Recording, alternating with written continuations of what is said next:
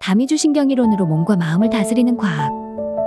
왜 어떤 날은 별일 아닌데도 짜증이 나고 어떤 날은 더 큰 일도 평온하게 넘길 수 있을까요? 그 이유는 단순히 마음의 문제가 아니라 우리 몸속 신경계의 상태 때문입니다. 오늘은 다미주신경이론을 통해 몸과 마음의 연결을 이해하고 실제로 어떻게 회복력을 키울 수 있는지 알려드릴게요. 먼저 다미주신경이론에 대해 알아볼게요. 미국의 신경과학자 스티븐 포지스는 우리 몸의 자율신경계가 단순히 긴장과 이완만 있는 게 아니라 세 가지 상태로 반응한다고 설명했습니다. 첫 번째, 복층 미주신경 상태입니다. 이때는 몸과 마음이 안정되고 타인과 연결된 느낌을 경험하게 됩니다. 우리가 심리적으로 안전하다고 느낄 때 나타나는 반응입니다. 두 번째, 교감신경 활성화 상태입니다. 이 경우는 위협에 맞서 싸우거나 도망가야 할 때의 상태입니다. 이때는 심장 박동 증가하고 근육은 긴장하게 됩니다. 세 번째, 배층 미주신경 상태입니다. 이 경우 무기력하거나 단절된 느낌, 냉담함, 나는 아무것도 할 수 없어라는 느낌을 가지게 됩니다.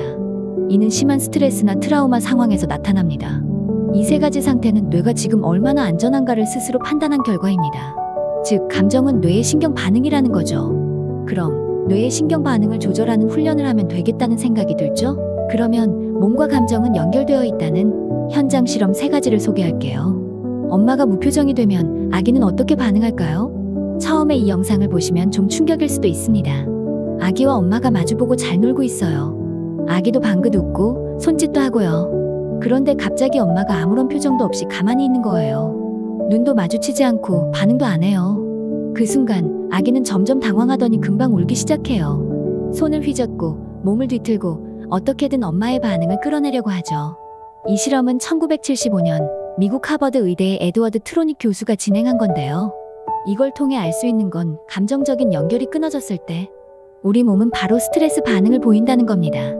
감정은 단순히 마음의 일이 아니라 신경계가 반응하는 생리적 사건임을 말해주고 있습니다.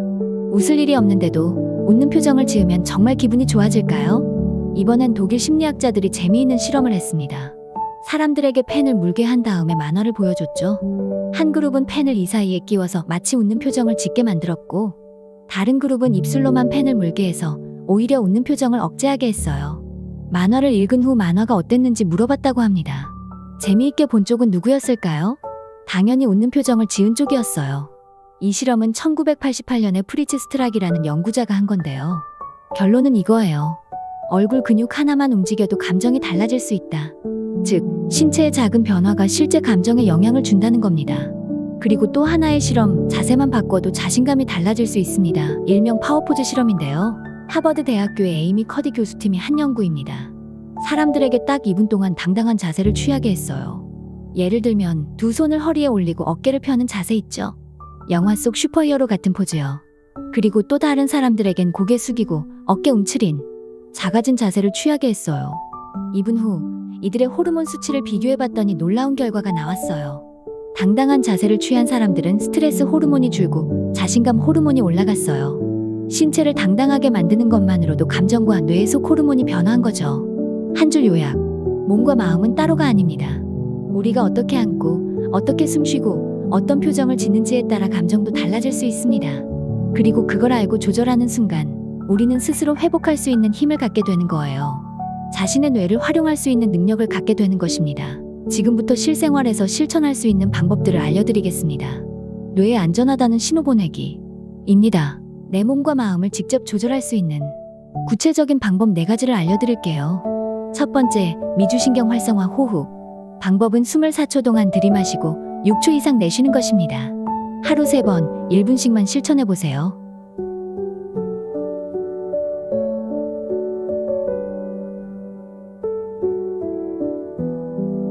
이것만으로도 심장 박동이 안정되고 두뇌는 위험 없다는 메시지를 받아들이게 됩니다.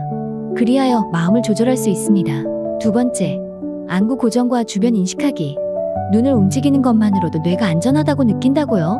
네, 정말이에요. 우리 눈은 단순히 보는 도구가 아니라 뇌의 일부라고 할 수 있습니다. 시각 정보는 뇌와 직접 연결된 시신경을 통해 전달되는데, 특히 복층 미주신경, 안정감과 연결된 신경과도 깊은 관련이 있습니다. 위협을 느낄 때 사람은 시야가 좁아지고 눈동자가 고정됩니다. 도망갈 준비를 하거나 위험을 계속 주시하느라 몸이 긴장 상태에 들어가는 것이죠. 반대로 주변을 여유있게 둘러보는 눈 움직임은 뇌에게 지금 위협이 없다는 신호를 줍니다.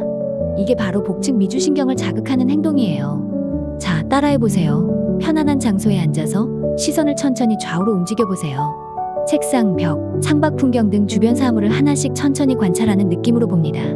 고개는 움직이지 않고 눈동자만 움직이는 것이 좋습니다. 나는 지금 안전한 공간에 있어 라고 스스로 말해보는 것도 도움이 됩니다. 이건 실제로 트라우마 회복 프로그램이나 불안장애 치료에도 사용되는 방법입니다. 눈을 움직이며 주변을 인식하는 것 자체가 몸의 긴장을 풀고 마음을 안정시키는 도구가 되는 것입니다. 세 번째, 소리 내기입니다. 허밍, 콧노래, 가벼운 노래 부르기. 노래를 부르면 기분이 좋아지는 이유가 있었네요. 맞아요. 그건 단순히 음악이 좋아서가 아니라 신경계와 직접 연결된 생리적 반응이기 때문이에요. 왜냐하면 미주신경은 성대, 후두, 목 근육과 연결되어 있습니다. 그래서 소리를 내는 것만으로도 미주신경이 자극을 받습니다. 지금 나는 안전하다는 신호를 뇌에 보내죠. 특히 허밍이나 콧노래, 가벼운 노래 부르기는 목을 진동시키고 호흡을 조절하며 감정을 안정시키는 효과가 있어요. 한번 따라해보세요. 입을 다물고 하는 허밍 소리를 내보세요. 들숨보다 길게 내쉬는 소리가 중요합니다. 4초 동안 숨을 들이마시고 6초 동안 허밍을 합니다. 좋아하는 노래를 천천히 따라 부르는 것도 좋습니다. 특히 가사보다는 멜로디 중심으로 몸의 진동이 느껴지도록 해보세요. 불면증, 불안, 공황장애를 겪는 사람들에게도 이 허밍 호흡이 자기조절 훈련으로 널리 쓰이고 있어요. 네 번째, 신뢰하는 사람과의 연결입니다. 사람과의 관계가 내 신경계를 바꾼다고요? 늘 대인관계 능력이 중요하다는 말 자주 들었잖아요? 네, 이건 다미주신경이론에서 가장 중요한 핵심 중 하나입니다.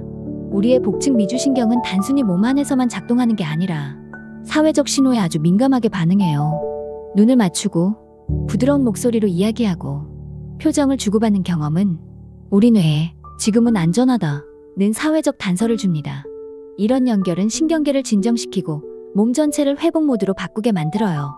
반대로 외로움, 단절감, 불신은 몸을 긴장 모드나 무기력 모드로 만들 수 있어요. 특히 학교에서 친구들과의 관계가 좋아지기를 다들 원하잖아요. 이 원리를 알고 말하고 행동하면 두뇌 우호적인 행복한 분위기 속에서 즐겁게 지낼 수 있을 겁니다. 이렇게 실천해보세요. 신뢰하는 사람과 1대1로 이야기하기, 직접 만나거나 영상통화도 효과 있어요. 그리고 부드러운 눈맞춤과 공감의 말 한마디를 해보세요. 너를 이해해. 괜찮아. 같은 말이 진짜 신경계를 안정시킵니다. 애완동물과의 상호작용도 매우 효과적이에요. 인간은 관계 속에서 회복됩니다. 나를 따뜻하게 바라봐주는 사람, 내 이야기를 들어주는 사람이 바로 내 신경계를 치유하는 자극이 되는 거예요. 감정은 단순히 마음의 문제가 아니라 신경계가 보내는 생물학적 반응입니다. 내 몸과 신경계를 이해하면 불안과 스트레스를 조절할 수 있고 결국 더 행복한 삶에 가까워질 수 있어요. 오늘부터 내 몸에 안전하다는 신호를 보내보세요. 그 순간부터 회복은 시작됩니다. 당신의 따뜻하고 행복한 삶을 응원합니다.